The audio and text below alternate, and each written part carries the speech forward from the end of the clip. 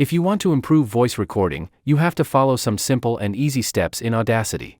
This simple process will take your original recording or raw recording to a fully processed level for many platforms. For example, after completing this process, you can share your audio as an audiobook or voiceover demo. If you want to produce a voiceover for YouTube or online courses, this process will help you achieve that too.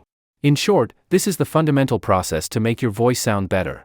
The process involved several effects in the correct order with proper configurations. The steps are involved with these 4 audio effects. I will show the proper configuration in each step and explain why you should do it. Instead of watching this video just once, you should watch it a couple of times.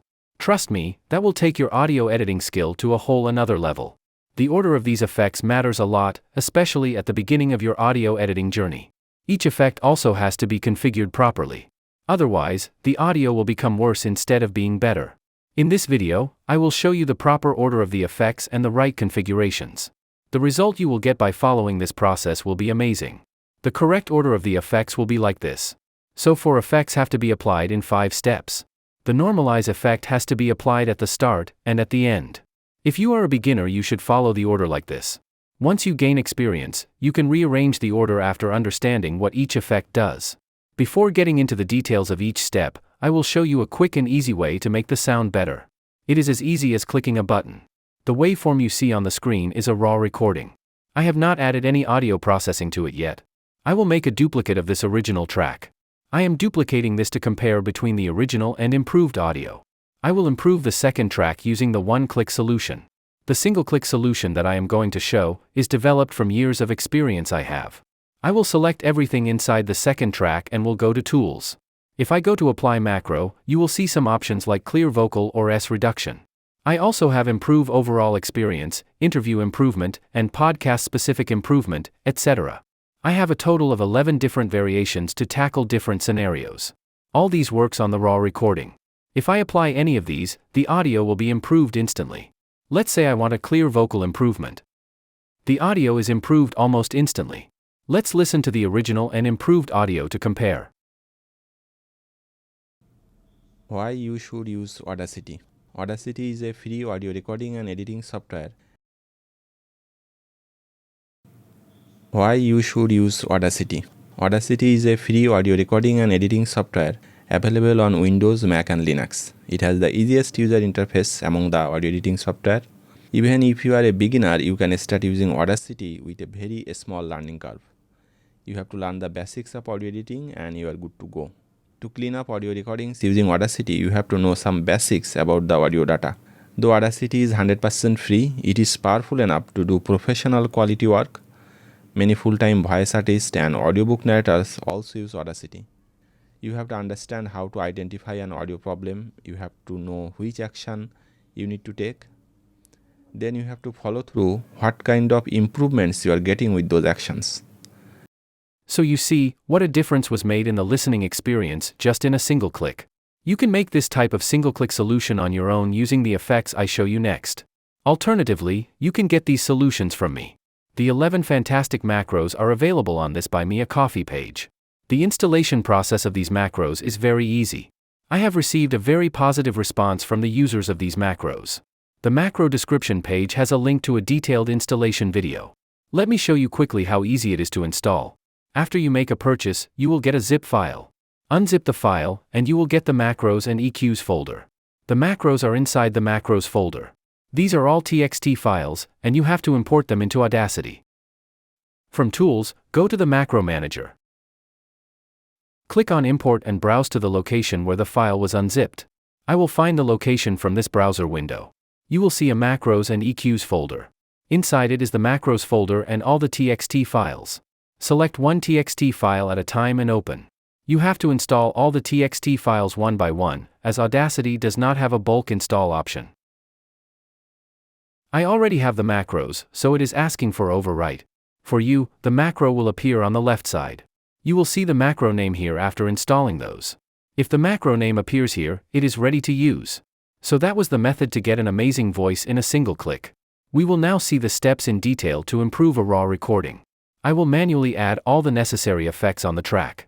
According to this order, Normalize will be the first effect. Select everything inside the track and go to Normalize effect.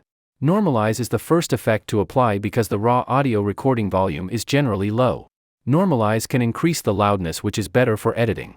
I will normalize to -3 dB peak. The -3 dB peak is standard on most of the audio platforms. Peak means the loudest audio point in your selection. I selected the whole track, so the peak will mean the loudest part of the entire waveform.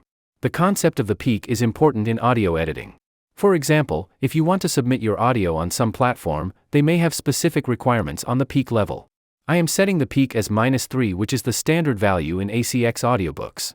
If you do not know about ACX audiobooks, do not worry. -3 dB is a standard value in many places, and we will follow that for now. The volume level increases as we see the waveform become taller. Normalize may not always increase the loudness level. The volume level will decrease if the audio already has a higher peak than we set in the normalize settings. That is not a problem, and we should not worry about that at this moment. After applying normalize, you can see the noise has become visible in the silent parts. The next effect will be noise reduction. Noise reduction is an optional effect. Whether you should apply the noise reduction depends on two things: if there is audible hissing noise and what the accepted noise floor of the platform you are submitting the audio is. For simplicity, I will discuss only the audible hissing noise in this video. Audible hissing noise means you can hear some hissing noise in the talking parts. If you can hear some hissing noise in the talking parts, the noise reduction effect will reduce some of that. I will need a noise sample from anywhere in the waveform. A noise sample of around half a second or more is good enough. I will select such a sample from the beginning, and go to the noise reduction effect. I am selecting the noise sample from the beginning, but it can be selected from any place in the waveform. Noise reduction is a two-step process. In step 1, you have to give Audacity a noise sample or profile. Based on it, Audacity will detect noise and remove that noise from audio. In other words, Audacity will consider other parts of the audio as noise when it finds a match with this sample. Click on the Get Noise Profile button. For step 2, you have to select a part of the audio from where you want to remove the noise. I want to remove noise from the whole track. I will select everything by double-clicking, and go to the noise reduction effect again. Please keep in mind that Audacity can only remove white background noise or hissing noise. Other types of noise like traffic noise or dog barking cannot be removed using Audacity. We will now perform step 2 of the noise reduction process. You have to select the noise reduction settings. These 3 sliders let you do that. For best noise reduction, all these sliders should be at 6. Best noise reduction means noise will be removed without altering the audio quality. Too much noise reduction can introduce harshness in the audio. The top slider is the noise reduction amount. It should be between 6 to 12. 6 dB reduction is better, but if the noise is too loud, you can go up to 12. Please remember, noise reduction makes the sound harsh. Too much noise reduction makes the listening experience poor. I will set it to 12 for demo purposes, but keep in mind that 6 is the best setting on all 3 sliders. Make sure the Reduce Radio button is selected. Click OK to apply the noise reduction settings. The audio is now noise reduced. If we check the beginning part, you will see less noise in the meter. The third effect I will apply is the EQ. I will show you a basic EQ, but keep in mind that EQ is a very vast topic. A good EQ can make a voice sound smooth and clear. I suggest you watch some EQ videos on my channel once you gain some experience in audio editing. You will find the filter curve EQ inside EQ and filters. There are different types of EQ effects, and I will use the filter curve EQ as it is flexible to use. EQ is the process of manipulating volume by frequencies. That means you can increase or decrease the volume of some frequencies. Increasing the volume of frequencies is called a boost, and decreasing the volume is called a cut. Audacity offers some EQ presets in factory presets. I will use a modified version of low roll-off for speech. It is rolling off from 100 Hz.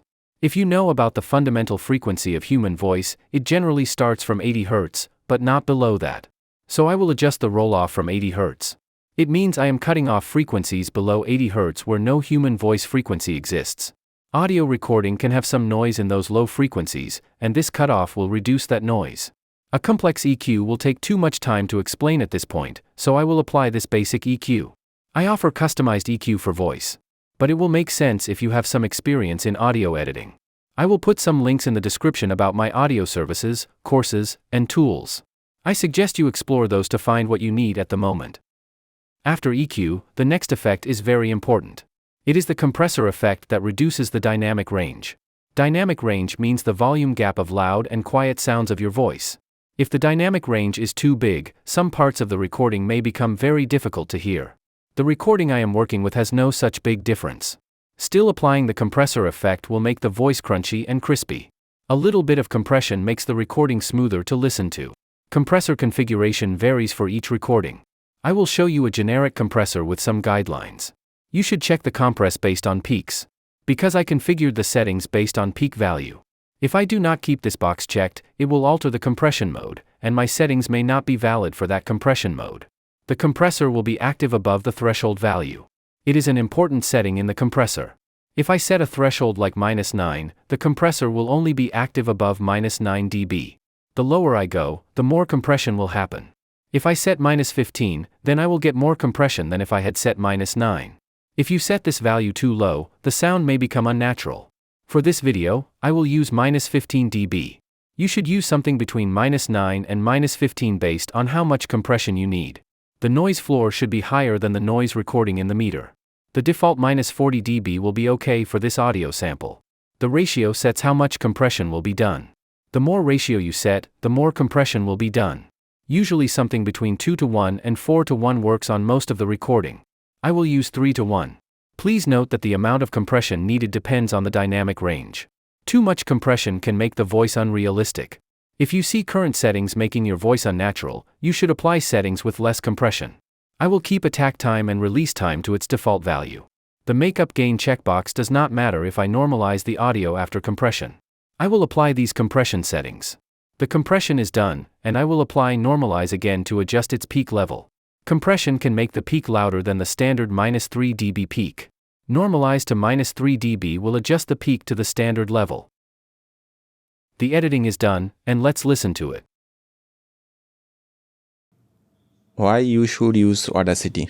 Audacity is a free audio recording and editing software available on Windows, Mac and Linux. It has the easiest user interface among the audio editing software.